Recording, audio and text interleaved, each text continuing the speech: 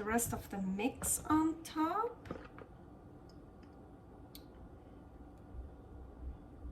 You want to bury them.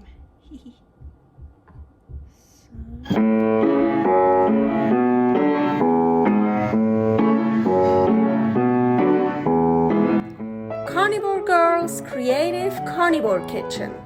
No plants, no dairy. The next level cooking show. Carnivore recipes with meat, fish, seafood, eggs, gelatin, flavored seltzer, water, and salt. From super easy to complicated. From quickly done to many hours in the kitchen. I always say everybody's body and brain are different, and you gotta figure out what works best for you. The carnivore lifestyle has tremendous benefits, healing effects, and is the best elimination diet. There are many different ways how to do carnivore. I found a way that momentarily works the best for me. In this cooking show, I'll show you it doesn't have to be boring and can be very creative, delicious, and fun. I already created so many carnivore recipes on Instagram @karnivorgirl, and I have this never-ending list on my phone with tons of ideas. My brain is a gift and a curse. Have fun with this episode. Welcome to my creative carnivore kitchen. So in 2 days, October 11th is World Egg Day. I love eggs. Eggs are so versatile, are so delicious. So today, of course, I'm gonna make a dish with only eggs. Well, yeah, maybe some salt, some water, but yeah, very, very eggy. First, what I want to do is preheat the oven to 350. And then here, I already have some stuff prepared. I hate this form because it everything sticks to it so much. So I have to grease this up very well. But it's like I like this form because it's not very big, and I don't want something big today. So let's grease up a form, of course with animal fat. I'm pretty sure this is like, what is this? Ribeye, beef fat. So no, I think it's beef cheeks and brisket fat. Ooh, well, it smells good. In here, I already have prepared egg dough mix, half of it, of one batch. So here is the recipe for the egg dough. This is so good. So this is just half of the egg dough mix. And I just realized I didn't put in any salt. So let's add some salt before I forget that. I have days where I forget to add salt in my recipes. So now I want to add some more stuff in here. Here we have JEggs. I'm gonna add JEggs.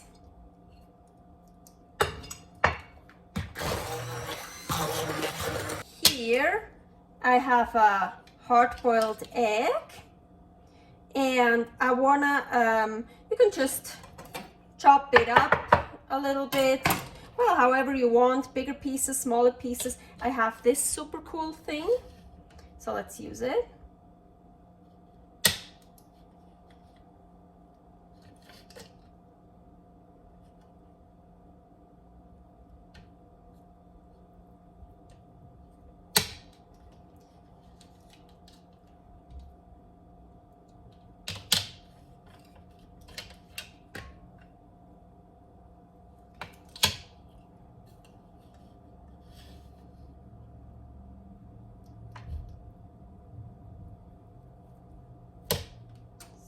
I'm gonna add that hard-boiled egg.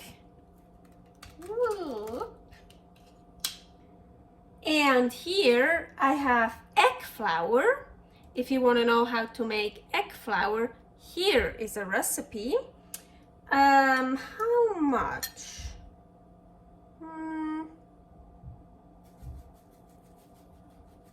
Maybe this much. The exact measurements will be down in the description. So right now I'm just like, that looks good. Let's mix this. Okay, here my prepared form. Now let's see, I wanna pour in some of the mix here, but not everything yet. Now here, quail eggs. Ooh, beautiful. Let's take some quail eggs. I was thinking just to put some of the quail eggs on here and then pour the rest on top of it. Okay, so quail eggs, I think their shell is a bit harder than chicken eggs. You really have to crack them. And then you have to, oops, oven is preheated, perfect. You have to break the membrane in here, and then usually it like the egg white splashes out. So I try to do it like this. You have to get in there. Yep, you see it's already coming out. And carefully, ooh, yep, because it's very easy to break the yolk. And I got some quail eggshell in here. I don't care, more calcium for me. A little bit of crunch. Oh, actually that gives me the idea. I could also put in, come on, there's a little bit, I don't want really big pieces of shell. So that gives me the idea I could also put in some eggshell flour. No, I'm not going to do that. I already get eggshell from those because they're very eggy, so I want all kinds of egg. Eggshell is also egg for me. I want to try to move that yolk, that egg a bit, so a bit evenly. Yeah, that's okay. So I have 5 in here. Let's put the rest of the mix on top.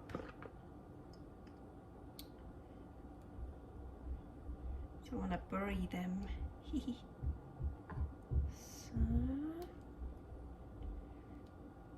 they probably go all the way down anyways. Well, and then when I take it out, they will be on top. Oh well, it will happen what will happen. As we heard, the oven is preheated, so let's put it in. So I'm gonna put it in the middle of the oven, and I have no idea yet for how long. I would assume like 40 minutes, but I think I'm gonna check after 20 to be sure.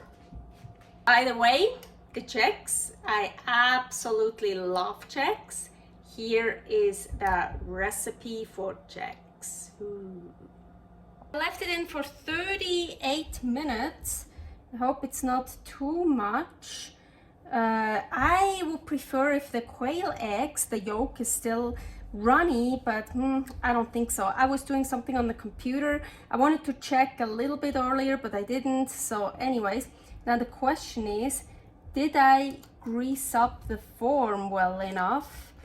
Because as I mentioned, this is a sticky form. So I'm just gonna loosen it up and try to get it out without breaking it. Very important with gugu hop form, this is a gugu hop,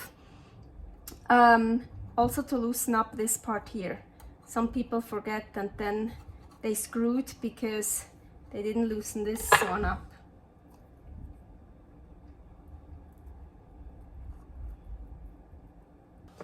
And every time I'm trying to loosen up something in a form, I actually try to also like lift it up a bit here to really loosen it up also, like on the bottom, to like lift it up a bit. Okay, let's see. I think I finally loosened it up enough. Yeah, I felt it. That needed a lot of loosening up. Yep, that's why I hate this form. But it was perfect for this amount. I fucking hate it. So sad. But I'm gonna, I don't know. Well, I'm gonna eat this in here too. I wanna glaze it anyways. Still gonna be delicious. I wanna glaze it with an egg yolk. So let's separate this egg really quickly. So my favorite way to separate eggs is with my hands. I already took off my rings. So, and I keep, of course, I keep the white, and I already have one here frozen, and the second one fits in here, so I'm gonna put that in here. And then I just add the date for the second one that's frozen in here, and before I use it, I just defrost them, and you can even whip it. It gets really a good whip. So don't throw away anything animal-based anyways.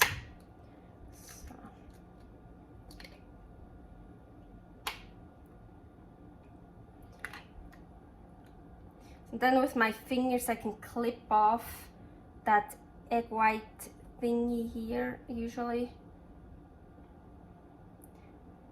Well, this time it's not that important, so it's good enough. Here, perfect. So I'm gonna add the date for the second one, and then I'm gonna put it in the freezer. Okay, egg yolk here. Let's add a bit more salt. So, I love this part. So, popping the yolk. So, can't really brush it on because there's so many, like the pieces would just come off from the little cake here, however you want to call it. Let's just let it pour down like this. Oh, I like that. I actually like this. It's kind of cool. Like that. And what do I have here? Egg flakes. Here's a recipe how to make egg flakes. And look, I even have some that got a little bit brown. I think that's cool. It's the first time that happened. It's like cool. Yes, a little bit. Yeah, I like that. More color. So, it covers up the nice egg yolk. I'm just gonna put some up here. So, very eggy, very, very eggy. Okay, let's cut it open. It's probably all totally done. It's okay. I'm gonna see. There is no. I want a quail egg. And I hit the quail egg. Oh, here I hit one. Yeah, totally done. It's fine. It looks cool. And happy World Egg Day. Very, very eggy. Let's try it. Agüita. Still warm.